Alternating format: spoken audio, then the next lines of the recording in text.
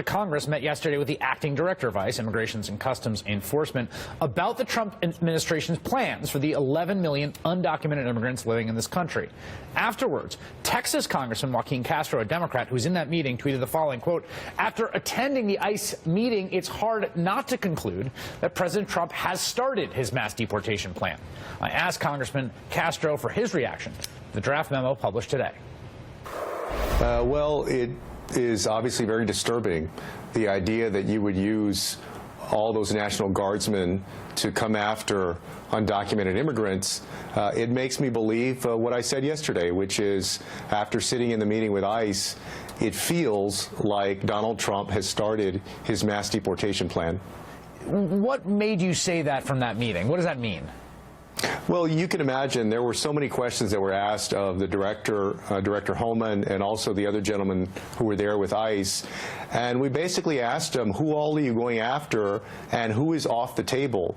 And the only people that seem to be off the table for now were DACA recipients who have an absolutely spotless record.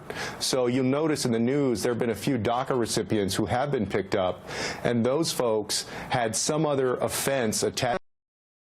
In San Antonio yesterday, there was a 19-year-old art student who's a DACA recipient who also was charged with possession of a small amount of marijuana that he had with him.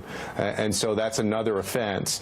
And so, you know, and ICE clearly said that their mandate, based on the president's executive order, is broader than what it was under President Obama, and they're going to ask for a larger budget to achieve those goals. There's two things, it seems to me, on that budget question. I mean, a real mass deportation effort would require a lot more resources, and it seems like they want that over at DHS and at ICE and CBP, and it sounds like the president is going to give them to them. Are we going to see a huge increase in the amount of money given to essentially start rounding people up en masse?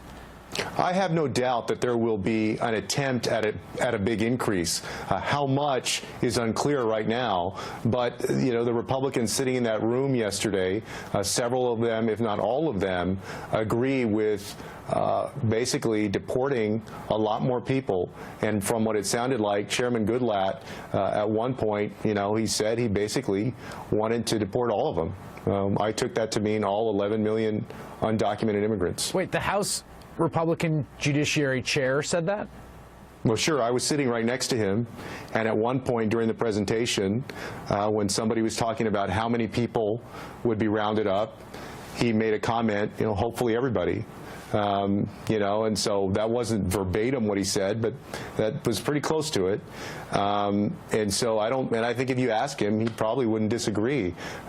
They want to basically deport these people. And also, Chris, remember, most of these folks are not criminals who committed violent, dangerous crimes. They aren't murderers or rapists, as the president. He was a candidate.